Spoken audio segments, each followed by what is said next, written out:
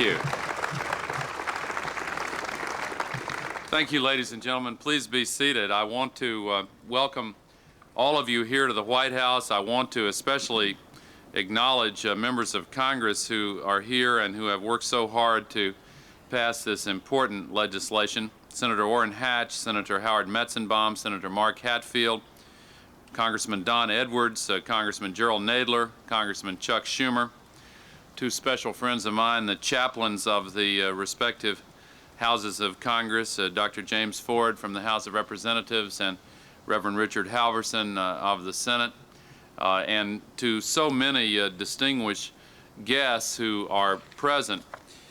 There are a lot of reasons to celebrate today's ceremony. And in fact, if you look at this audience and look at the letterhead of the coalition of groups supporting it, you'll see 68 good reasons. Groups that usually don't agree on very much, but groups that have come together to support religious freedom. You know that when you have the National Association of Evangelicals and the American Civil Liberties Union, the National Islamic Prison Foundation and B'nai B'rith, the Traditional Values Coalition and People for the American Way, we're doing something right here today. We're glad you're all here to be a part of it.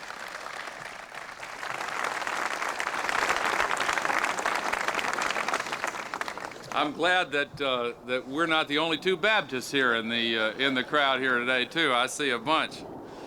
The fact is that the Religious Freedom Restoration Act is something that all Americans can support.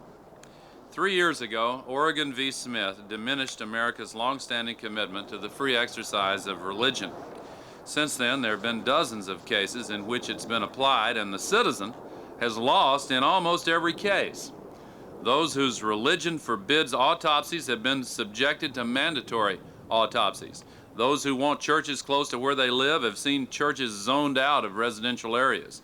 Those who want the freedom to design their churches have seen local governments dictate the configuration of their buildings.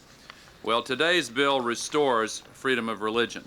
It restores a freedom called for by Thomas Paine when he wrote in Common Sense that it is the will of the Almighty that there should be diversity of religious opinions among us.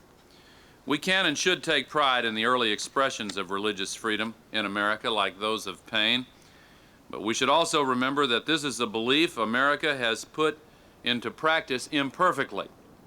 Even Paine was talking only about varieties of Christian expression, and there is a wonderfully passionate speech by Chief Red Jacket of the Seneca tribe when Christian missionaries sought to baptize his followers. "You say that you are right and we are lost," he said. "How do we know this to be true? We do not wish to destroy your religion. We only want to enjoy our own." Well, this is the view that we reaffirm today.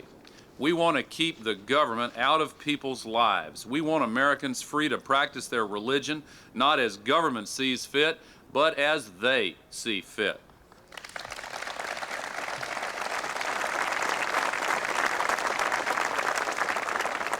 There's a story about a group of ministers who visited Abraham Lincoln during the Civil War and reassured him that the North would win because God was on the Union side. "The question is," Lincoln said, "are we on God's side?" I don't presume to know what God's side is, but I'm proud that we can today gather to watch the signing by President Clinton of one of the most important steps to reaffirm religious freedom in my lifetime. You know, one of the most famous students ever to attend University College at Oxford was the poet Percy Bysshe Shelley, and in 1811 he was expelled from Oxford for writing a pamphlet on what he called the necessity of atheism. Well, I'm proud to present this generation's most famous student at University College. His religious views are a little different than Shelley's, and he was also a better student than Shelley. And now to talk to you about why today's bill is such a great step forward, no matter what our religious views, it is a great pleasure and honor for me to present to you the President of the United States, Bill Clinton. Thank you. Thank you very much.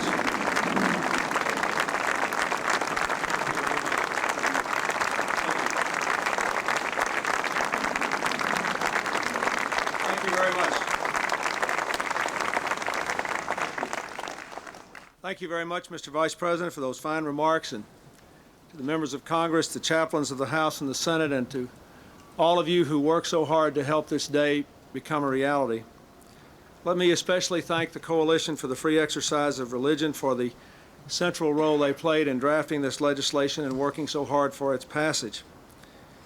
It is interesting to note, as the Vice President said, what a broad coalition of Americans came together to make this bill a reality.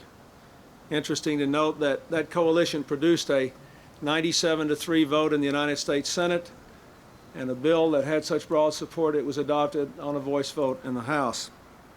I'm told that as many of the people in the coalition worked together across ideological and religious lines, some new friendships were formed and some new trust was established, which shows, I suppose, that the power of God is such that even in the legislative process, miracles can happen.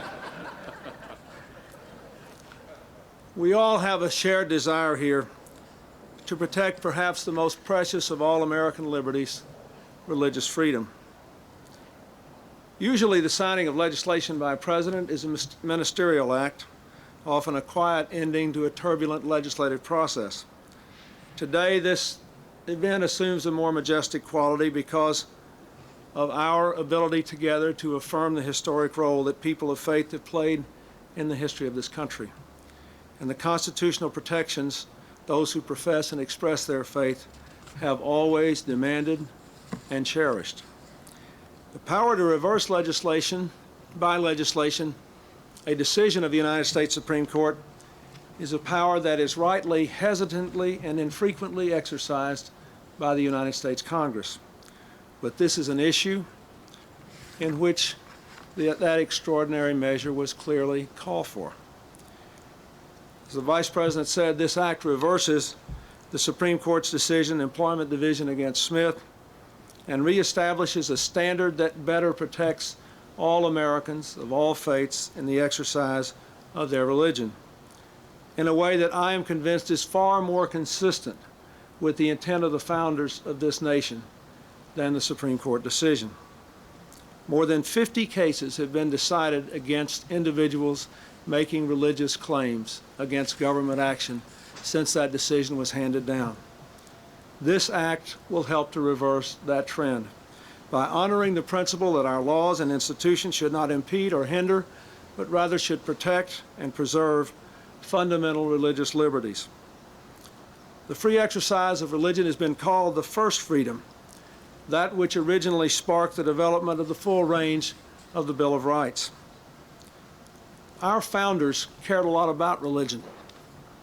And one of the reasons they worked so hard to get the First Amendment into the Bill of Rights at the head of the class is that they well understood what could happen to this country, how both religion and government could be perverted if there were not some space created and some protection provided. They knew that religion helps to give our people a character without which a democracy cannot survive. They knew that there needed to be a space of freedom between government and people of faith that otherwise government might usurp. They have seen now, all of us, that religion and religious institutions have brought forth faith and discipline, community and responsibility over 2 centuries for ourselves, and enabled us to live together in ways that I believe would not have been possible. We are, after all, the oldest democracy now in history, and probably the most truly multi-ethnic society on the face of the earth. And I am convinced that neither one of those things would be true today had it not been for the importance of the First Amendment and the fact that we have kept faith with it for 200 years. Our citizens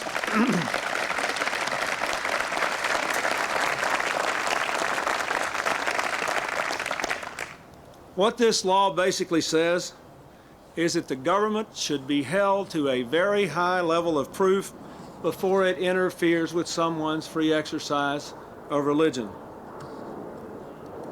This judgment is shared by the people of the United States as well as by the Congress. We believe strongly that we can never We can never be too vigilant in this work. Let me make one other comment, if I might, before I close and sit down and sign this bill. There is a great debate now abroad in the land which finds itself injected into several political races about the extent to which people of faith can seek to do God's will as political actors. I would like to come down on the side of encouraging everybody to act on what they believe is the right thing to do. There are many people in this country who strenuously disagree with me on what they believe are the strongest grounds of their faith. I encourage them to speak out. I encourage all Americans to reach deep inside to try to determine what it is that drives their lives most deeply. As many of you know, I have been quite moved by Stephen Carter's book, The Culture of Disbelief.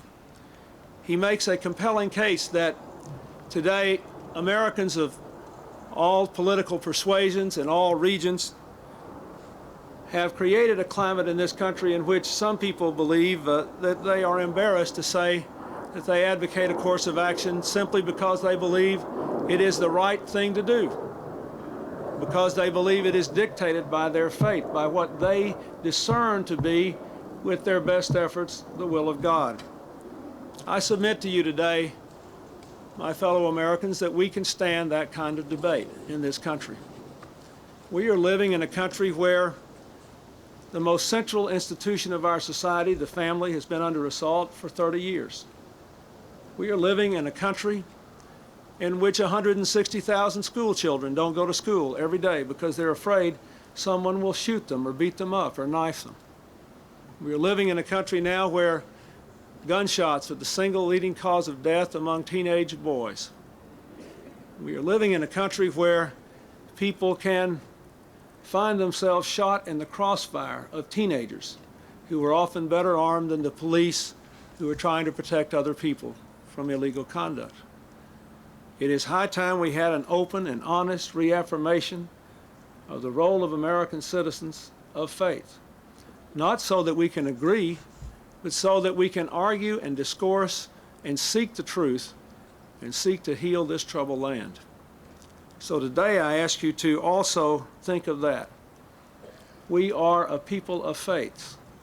We have been so secure in that faith that we have enshrined in our Constitution protection for people who profess no faith. And good for us for doing so. That is what the First Amendment is all about.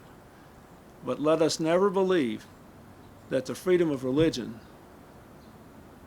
imposes on any of us some responsibility to run from our convictions. Let us instead respect one another's faiths, fight to the death to preserve the right of every American to practice whatever convictions he or she has, but bring our values back to the table of American discourse to heal our troubled land. Thank you very much.